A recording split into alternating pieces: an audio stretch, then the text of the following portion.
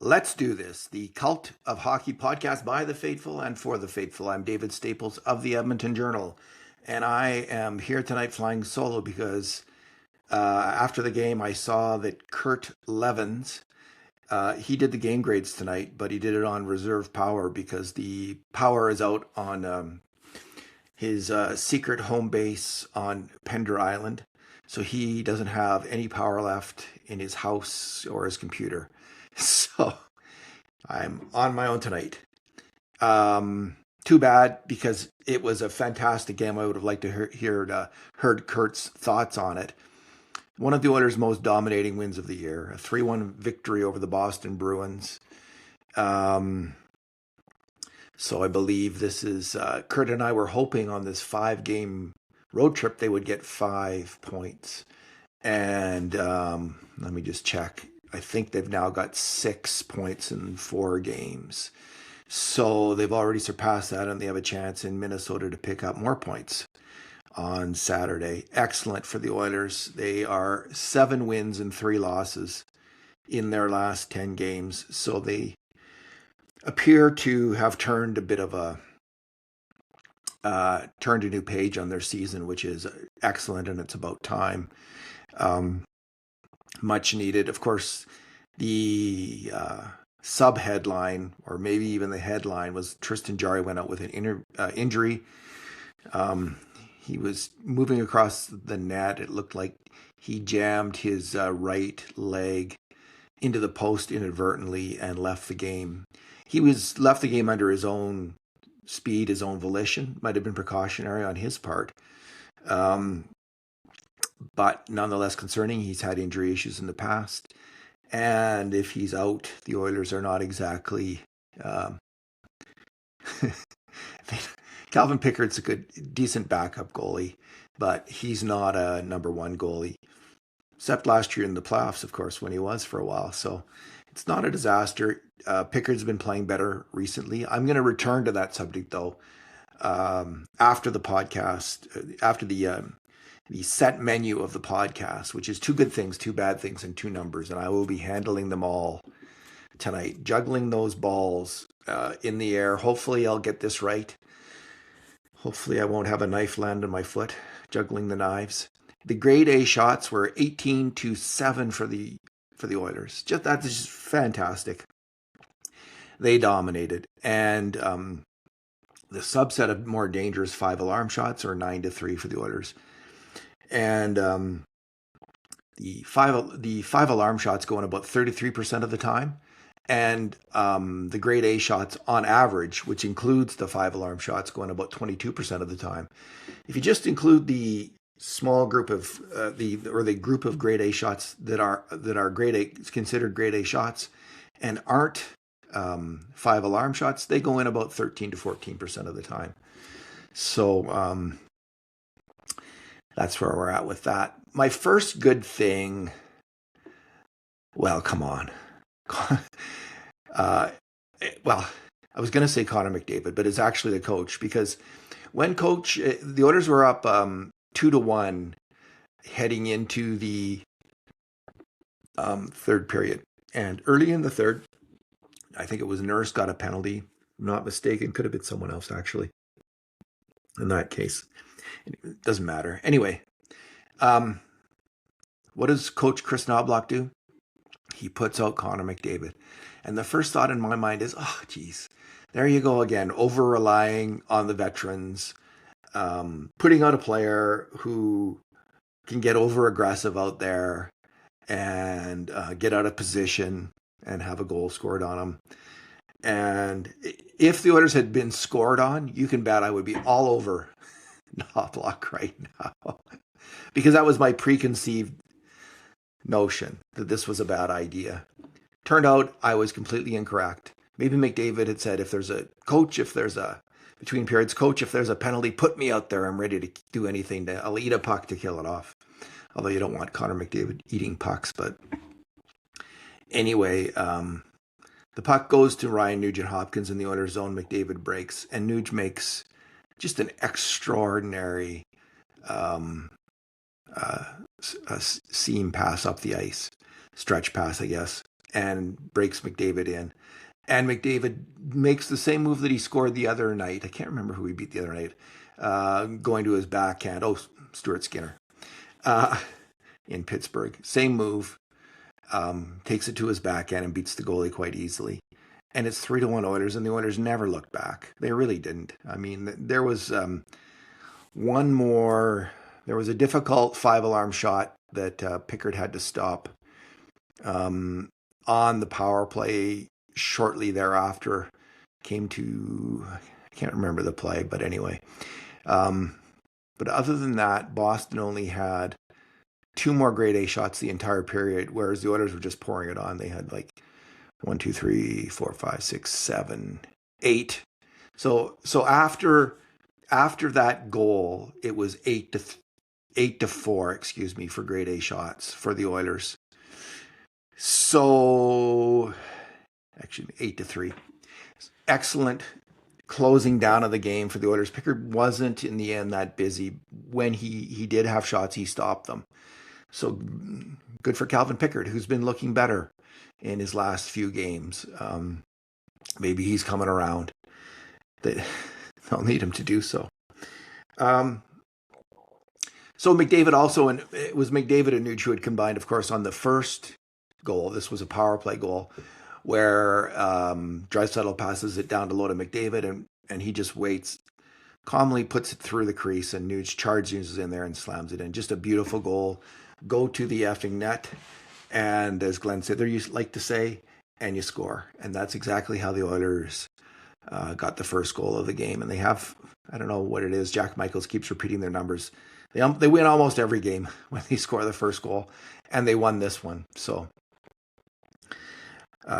good call by Knoblock to play the captain on the PK. Good gutsy call by the coach, and it worked out. My second good thing will be the play of the fourth line. Although the fourth line wasn't together, Frederick, Quinn Hudson, and Max Jones, they weren't together that much, just for 3 minutes. But each of the players on that line, Jones and Hudson, played together a little bit more. They all had, Frederick had his best game of the season.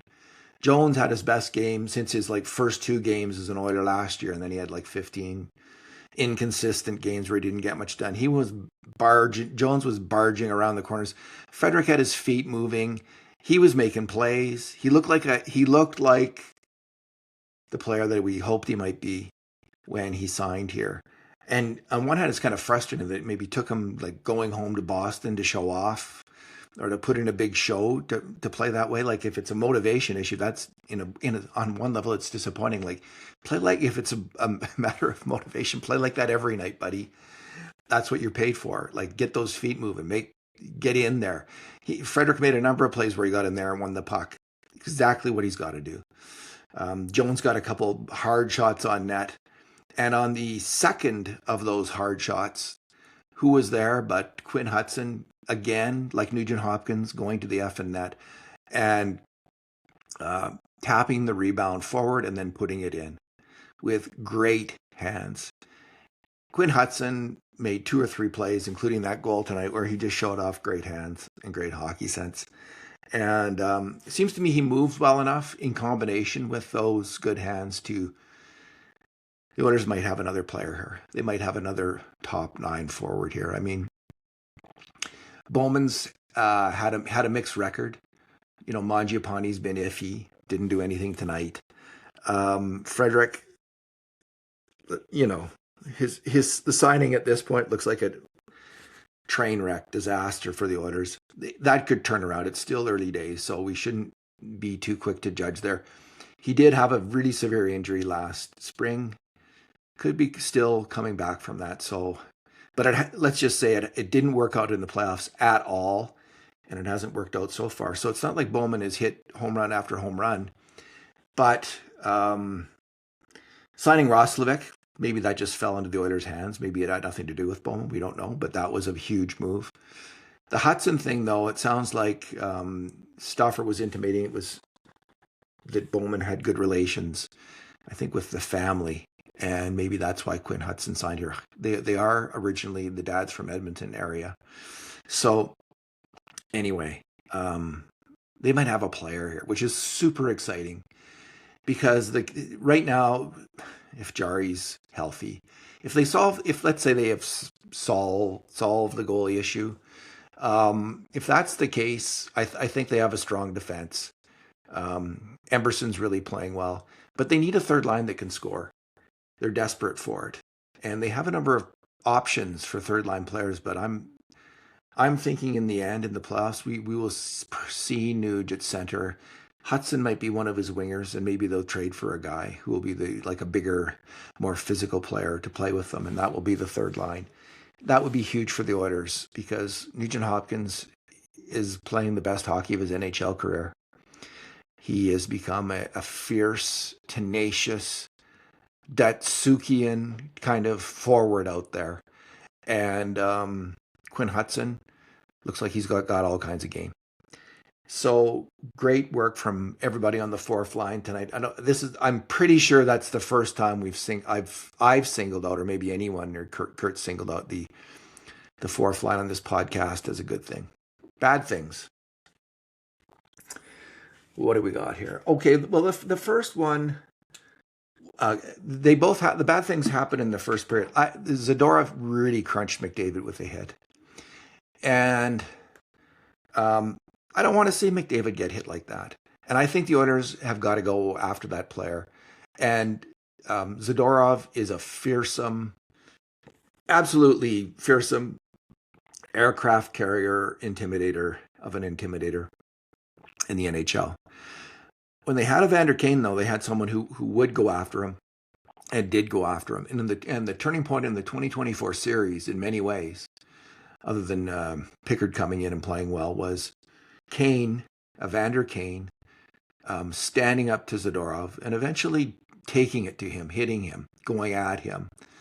And the bad thing is that not necessarily that they didn't go after Zadorov tonight. It's just one game, but I'm worried in a playoff series if there is like one of these aircraft carrier type intimidators, the beast of the sea, the most fearsome battleship on the ocean, and you don't have any answer for that.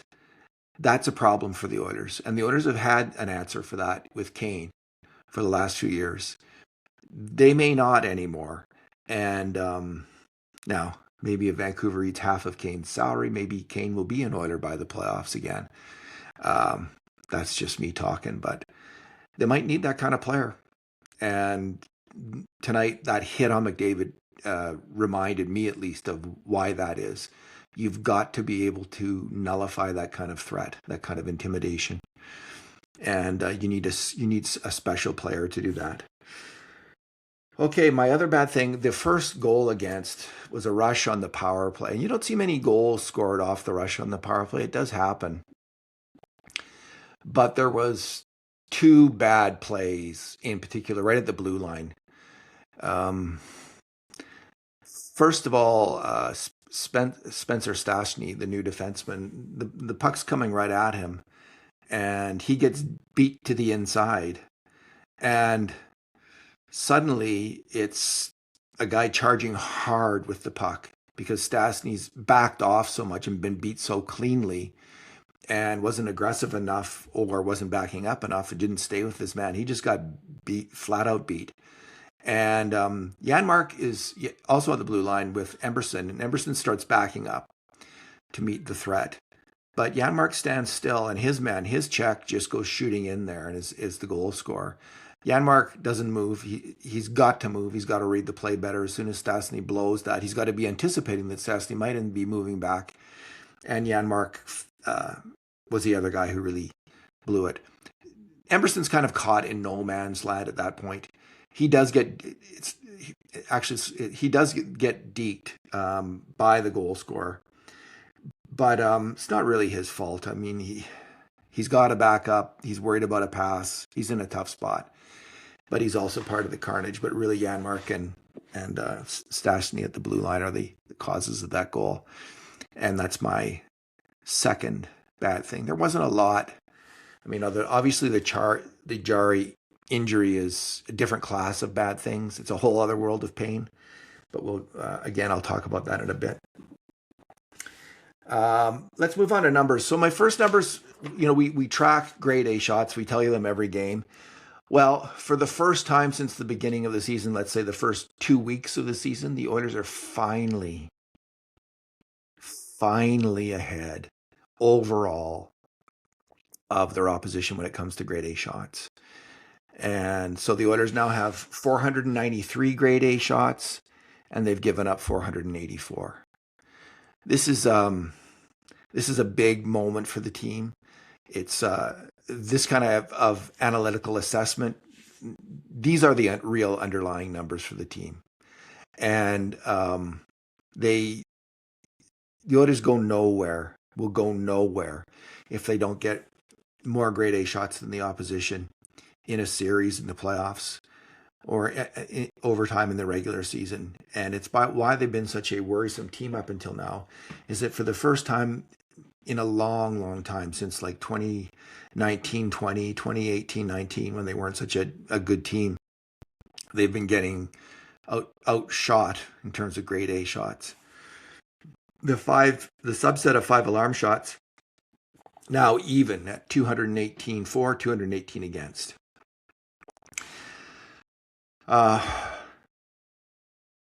Good news. That's just good news for the Oilers. They got to keep up this trend. They were about 30-40 behind at one point, and they've clawed their way back from that. And during this 7 wins in 10 games streak, they're playing much better hockey. And I've heard a number of commentators around the league, hockey people, former players and such, say from what they see, the Oilers are back. Like, this is the Oilers. And there is some truth to that, although, again, they have a real problem on their third and fourth lines that they've got to address and figure out. And I don't really know what Knoblock's plan is. I mean, Adam Henrique has been up and down this year, but he just really comes across now as a fourth line center. And they need a third line center. So who's it going to be? And then they need 2 wingers around him. Who are they going to be? It's not clear, and it's an ongoing issue. My other set of numbers just has to do with when I heard they were playing the Bruins. I thought, I heard some talk earlier this year that Victor Arvidsson, who played with the Oilers last year, is having a good year in Boston. So I checked out the numbers, and yeah, it is true. He and Taylor Hall, like in terms of forwards who used to play with the Oilers and still in the NHL, Hall and Arvidsson are the top scorers at even strength this year. Hall has 2.26 points per 60, Arvidsson 2.18 points per 60. That's Arvidsson and Hall's numbers are right in the same area as Nugent Hopkins and Roslovic and Hyman. So we all have a pretty good feeling about those guys and how they're playing. Well, that's generally how they feel about Hall and Arvidsson in Carolina for Hall and Boston for Arvidsson. Arvidsson is again out. He was out in November for 2 weeks, and now he's out again. This has been the downfall of his career in recent years. He just keeps getting hurt. He got hurt with the Oilers last year. I think he missed about 14 games. He missed 64 games the year before with the Kings, and now he's missed a handful of games with the Bruins. So we'll see if he can keep it up. In terms of other old Oilers this year, Kailer Yamamoto's back in the NHL. His even strength is 2 points per 60, and the other guy above the 2 mark, if you're above 2 points per 60, you're a top 6 player in the NHL scoring wise, is Connor Brown in New Jersey. He's got 2.08 points per 60, so he's really crushing it, which is great to see. Like the comeback from his injury took a long time, but it looks like he's fully back and was the player we hoped we were getting in his first year when he had that extended slump and didn't score forever. But he's now getting at it. And I don't, I'm not criticizing the Oilers for not bringing back Connor Brown necessarily. I mean, when I think of the Frederick deal, I do get a little grumpy. But nonetheless, Brown is an older player. They had to get younger. They needed to make a bet on a tougher, younger player. So they went with Frederick, and I understand that. And they did it, would have had to do it based on their scouting reports from Boston. So I'd like to know what those scouting, who was pushing that idea that Frederick is this really good player. And maybe a year from now, or maybe in the playoffs, we'll all be saying, "Hey, that guy was right." Trent Frederick is something. Like, if this is still the hangover of injury, and I think there's a real possibility that's the case, um, then we could see still good things from Frederick, as if he is as things have been now. It's interesting that a number of players who, like, Oiler fans, we like to throw it in the face of management if a former player does well. So last year, players like Warren Fogle and Dylan Holloway were crushing it. And this year, Fogle has 1.17 points per 60, which is like fourth line material. He was really good in the playoffs though last year for the Kings. Jordan Eberle, 1.43 points per 60. Again, like that's barely third line. That's third line-ish material. Not great. Jeff Skinner, 1.51 points per 60. Holloway has 1.65 points per 60. So that's third line, second line tweener, but he's again injured. And it's a shame. He is such a fantastic hockey player. He just keeps getting injured. Other highlights. Adam Ernie's back in the NHL. 14 games with Dallas with Glenn Gulletson. It helps to know somebody in the NHL. Ryan McLeod's about where you'd expect him, 1.62 points per 60 with Buffalo. Corey Perry, 1.86 points per 60 with Los Angeles. So he's scoring like a second line player, which is good for a guy who's like 733 years old, I think it is this year. David Perron, 1.58 points per 60. So a few of them stand out as doing really poorly, but good for Arvidsson for finding his game in Boston. I hope he can stay healthy. He worked his butt off here in Edmonton. He was actually a strong two-way player. He just never could find that scoring touch here in Edmonton, and didn't work out.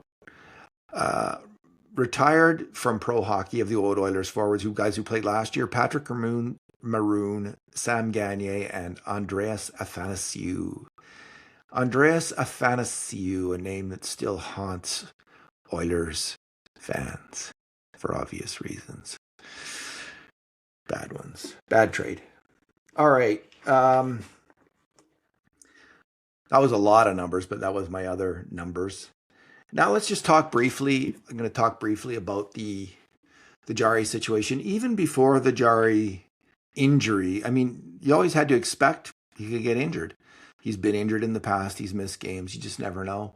So Devin Dubnyk was saying about this trade, former Oilers goalie Devin Dubnyk, that he just thought the Oilers went sideways, not because he didn't think Jarry wasn't a better goalie than Skinner. Like most people seem to think Jarry's probably going to be a better goalie than Skinner, or is a better goalie than Skinner right now. And everyone says change needed to happen. But Dubnyk made a point before the trade, and he's making it again. Like the Oilers are in the same spot. They have a starter, but they don't really have a guy like a 1A guy. They've got Pickard, who is like, barely backup material this year. So what do you do when your top goalie's in a slump? There's just all kinds of pressure on him. And Dubnyk said that pressure really weighs on a goalie. So that remains the case. And what are they going to do if Jarry's out? What if he's out for a month?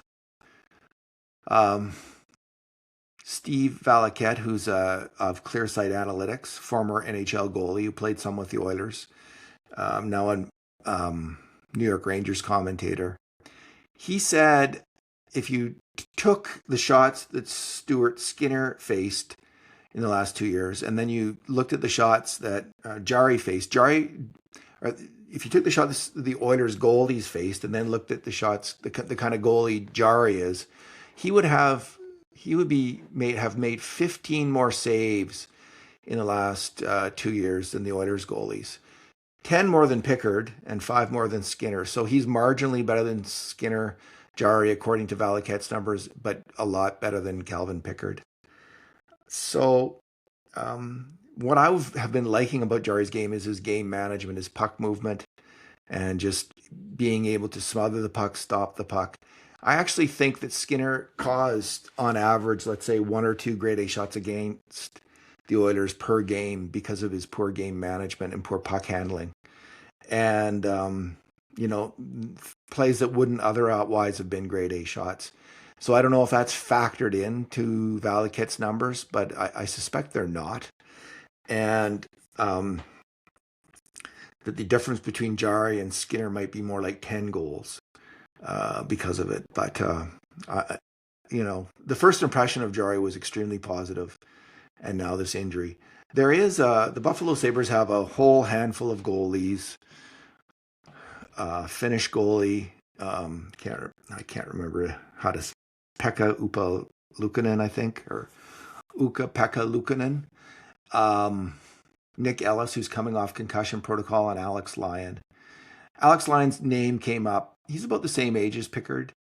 He's not that much more accomplished than Pickard, but he has been more of a starter in recent years. He's played more recently in the NHL. He's had more success recently, generally speaking, than Pickard.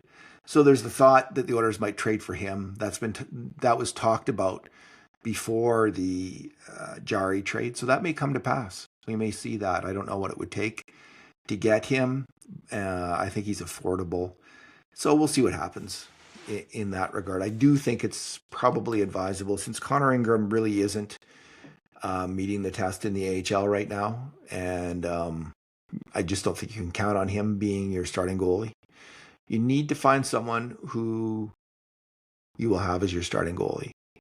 And I think the Oilers made a mistake. Like, maybe we're all wrong. Like, Matt Tompkins is their best goalie. He's like 31, career minor league goalie pretty much. And Bowman signed him. I didn't like that signing. I think you should always sign as your top minor league goalie a guy that you think can be your NHL, can challenge for the NHL, can challenge for an NHL job. And I'm not sure Tompkins is that guy, but he might be the guy if he might get the call up.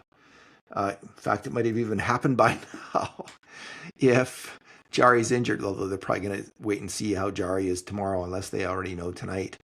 Let me just check the X platform, the platform formerly known as Twitter. Ira Cooper, Cult of Hockey contributor Ira Cooper notes, roster freeze for Christmas is like in 26.5 hours. Executing a line trade seems unlikely.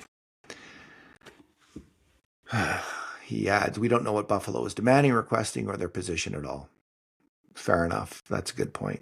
So the Oilers might just have to ride this out with Pickard and likely Tompkins, I'm guessing, for the next little while. With Pickard, I mean, there's back-to-back games on the weekend. So if Jarry's out, we will see an AHL goalie most likely, unless the Oilers can somehow engineer a trade in the next little while. Alrighty. Let me just check if there's any other chit-chat before I sign off here. Here we go. This is where I gotta go. Jim Matheson says, if Jarry is out for weekend games in Minnesota and home at Vegas at minimum for legitimate injury, better bet they recall goalie Tompkins at Ingram from Baco. Tompkins has an .893 save percentage and a .330 average in 15 games. Ingram has an .856 save percentage and a .404 goals against average in 11 games. Ingram did pretty well in the NHL. 2 out of the last 3 years. He didn't play that well last year. Man, he is struggling in the AHL right now. It'll be interesting to see what they do. Anything else? Oh, here we have an injury update from Chris Knoblock.